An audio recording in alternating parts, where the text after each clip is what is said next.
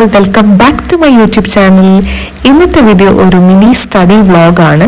Plus കുറച്ച് useful ആയിട്ടുള്ള study ടിപ്സും കൂടെ ഞാൻ ഈ വീഡിയോനകത്ത് ഷെയർ ചെയ്യുന്നുണ്ടാവും. അപ്പോൾ എല്ലാവരും ഈ വീഡിയോ സ്കിപ്പ് ചെയ്യാതെ കംപ്ലീറ്റ് ആയിട്ട് ഇരുന്ന് കാണാം കേട്ടോ. യെസ്, അപ്പം നമുക്ക് ഡിലേ ചെയ്യാതെ വീഡിയോയിലേക്ക് കിടക്കാം. അപ്പം ഇതിൻ്റെ ഫസ്റ്റ് സ്റ്റഡി സെഷനാണ് ഞാനിപ്പോൾ സ്റ്റാർട്ട് ചെയ്യാൻ പോകുന്നത്. അപ്പോൾ ഏർലി മോർണിംഗ് ഞാൻ എഴുന്നേൽക്കുകയാണെങ്കിൽ ഞാൻ early morning study session start ചെയ്യും. പക്ഷേ ഇപ്പം ഞാൻ ഒരു 10:30 ആയിട്ടുണ്ട്. കാരണം ബ്രേക്ക്ഫാസ്റ്റ് കാര്യങ്ങൾ ബേബിയുടെ കാര്യങ്ങളൊക്കെ നോക്കി ഹസ്ബൻഡിൻ്റെ അടുത്ത് കുട്ടീനെ ആക്കിയിട്ടാണ് ഞാനിപ്പോൾ പഠിക്കാനിരിക്കുന്നത്. കാരണം ഹസ്ബൻഡ് അന്ന് ലീവായിരുന്നു, അല്ലെങ്കിൽ ഞാൻ അമ്മേൻ്റെ അടുത്ത് ആക്കുക ചെയ്യാറ്. അങ്ങനെ ഞാനിന്ന് പഠിക്കാൻ പോവുകയാണ്.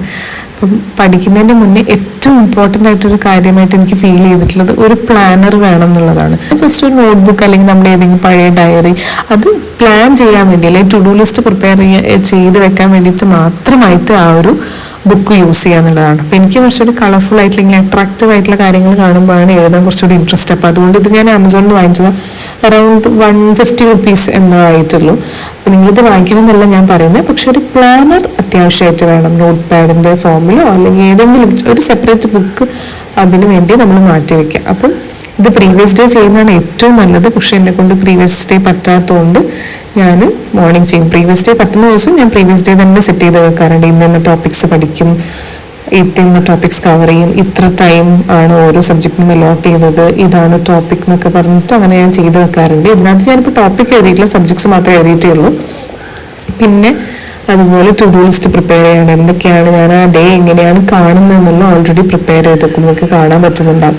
അപ്പം ഇതിലും ഡീറ്റെയിൽ ആയിട്ട് നിങ്ങൾക്ക് എഴുതണമെങ്കിൽ എഴുതാം കേട്ടോ, കാരണം അവിടെ സ്പേസ് ഒക്കെ ഉണ്ട്. പിന്നെ ഒരു കാര്യം മറക്കാതെ ചെയ്യേണ്ടത് റിഫ്ലക്ഷൻ അതിൽ ചെയ്യണം. കാരണം ആ ഡേ നമ്മൾ എത്ര പഠിച്ചു എന്നുള്ളത് ആ നൈറ്റ് നമ്മൾ ഉറങ്ങാൻ പോകുന്നതിന് മുന്നേ റിഫ്ലക്ഷൻ കൂടി ചെയ്തിട്ട് മാത്രമേ നമ്മൾ കിടക്കാൻ പാടുള്ളൂ. അതും ഇമ്പോർട്ടൻ്റ് ആണ്. നെക്സ്റ്റ് നമുക്ക് വളരെ അത്യാവശ്യമായിട്ട് വേണ്ട ഒരു കാര്യമാണ് സിലബസ് എന്ന് പറയുന്നത്. അത് ഏത് എക്സാം ആണെങ്കിലും നമ്മൾ ഏത് എക്സാമിനാണോ പ്രിപ്പയർ ചെയ്യുന്നത് ആ എക്സാമിൻ്റെ സിലബസ് നമ്മുടെ കയ്യിൽ വേണം. ഫോണിൽ വേണമെന്നല്ല, പ്രിന്റഡ് ഒരു ഹാൻഡ് ഔട്ട് നമ്മുടെ കയ്യിൽ ഉണ്ടെങ്കിൽ മാത്രമേ അത് വർക്ക് ആവുള്ളൂ. കാരണം നമുക്ക് പഠിക്കുന്ന നെക്സ്റ്റ് ടോപ്പിക്ക് ചെക്ക് ചെയ്ത് പോകാം, അല്ലെങ്കിൽ ഹൈലൈറ്റ് ചെയ്ത് പോകുമ്പോൾ നമുക്ക് കുറച്ചുകൂടി ക്ലാരിറ്റി ഉണ്ടാവും നമ്മൾ ഏതൊക്കെ ടോപ്പിക്സ് കവർ ചെയ്തു എന്നുള്ളത്. അടുത്ത ഇമ്പോർട്ടൻറ്റ് കാര്യമാണ് ഈ കാണുന്ന സ്റ്റോപ്പ് ക്ലോക്ക് അല്ലെങ്കിൽ ടൈമർ എന്നൊക്കെ പറയുന്ന സാധനം. അപ്പം ഇത് കോമ്പറ്റേറ്റീവ് എക്സാമിന് പ്രിപ്പയർ ചെയ്യുന്ന എല്ലാവർക്കും വളരെ ഇമ്പോർട്ടൻ്റ് ആയിട്ട് വേണ്ടുന്ന ഒരു കാര്യമാണ്. ബിക്കോസ് ഈ ഒരു സാധനം എൻ്റെ ലൈഫിൽ വന്നതിന് ശേഷമാണ് ഞാൻ മനസ്സിലാക്കിയത് ഞാൻ ആക്ച്വലി കുറച്ച് സമയം പഠിക്കുന്നുള്ളൂ എന്നുള്ളത്. ഇൻ ദ സെൻസ് ഞാൻ പഠിക്കാൻ പോയിരിക്കും, പക്ഷെ അതിനിടയിൽ നമുക്ക് ഒരുപാട് കാര്യങ്ങൾ വരും, ഡിസ്ട്രാക്ഷൻസ് വരും. ചിലപ്പോൾ ആരെങ്കിലും വരും, അപ്പം നമ്മൾ അതിന് എണീറ്റ് പോകും.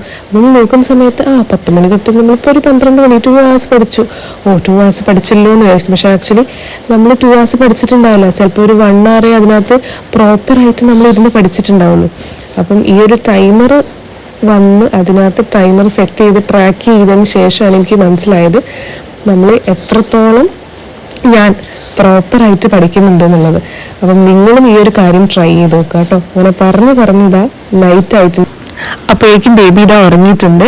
അപ്പം ഞാനെൻ്റെ third session night session start ചെയ്യാൻ പോവാണ്. എൻ്റെ ആഫ്റ്റർനൂൺ സെഷൻ ഞാൻ ഇതിനകത്ത് ഇൻക്ലൂഡ് ചെയ്തില്ല, ബിക്കോസ് വീഡിയോ കുറച്ചുകൂടി ലെങ്തി ആവുന്നുള്ളത് കൊണ്ട് മാത്രമാണ് ഇൻക്ലൂഡ് ചെയ്യാതിരുന്നത്.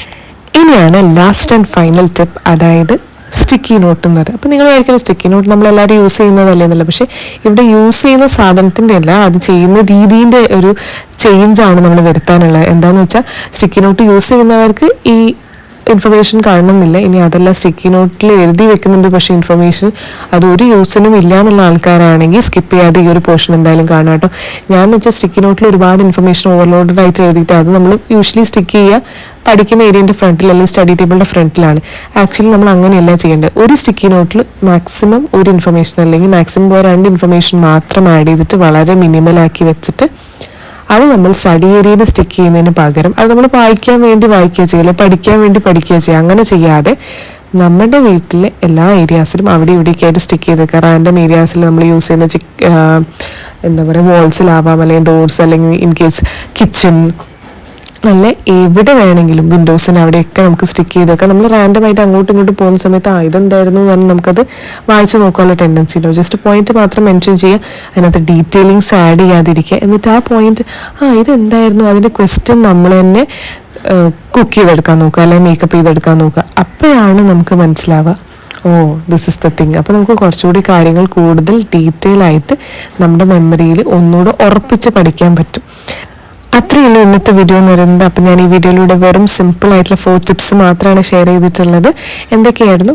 പ്ലാനിങ്ങിൻ്റെ ഇമ്പോർട്ടൻസ്, പിന്നെ അതുപോലെ തന്നെ ടൈമർ, ഒരു പ്രിൻറ്റഡ് സിലബസ് നമ്മുടെ കയ്യിൽ വേണം എന്നുള്ളത്, പിന്നെ ഫൈനലി സ്റ്റിക്കി നോട്ട് യൂസ് ചെയ്യുന്ന മെത്തേഡ്, അത് നമ്മൾ എങ്ങനെ ചേഞ്ച് ചെയ്യണം അല്ലെങ്കിൽ എങ്ങനെ പ്രോപ്പറായിട്ട് യൂസ് ചെയ്യണം എന്നുള്ളത്. അപ്പം ഞാൻ എപ്പോഴും പറയുന്ന പോലെ തന്നെ ഈ വീഡിയോ നിങ്ങൾക്ക് ഇൻഫോർമേറ്റീവ് ആയിട്ട് തോന്നുകയാണെന്നുണ്ടെങ്കിൽ ഡെഫിനറ്റ്ലി വീഡിയോ ലൈക്ക് ചെയ്യുക, ഷെയർ ചെയ്യുക, പിന്നെ സബ്സ്ക്രൈബ് ചെയ്യുന്നത് ഒന്ന് കൺസിഡറും കൂടി ചെയ്യുക. അപ്പം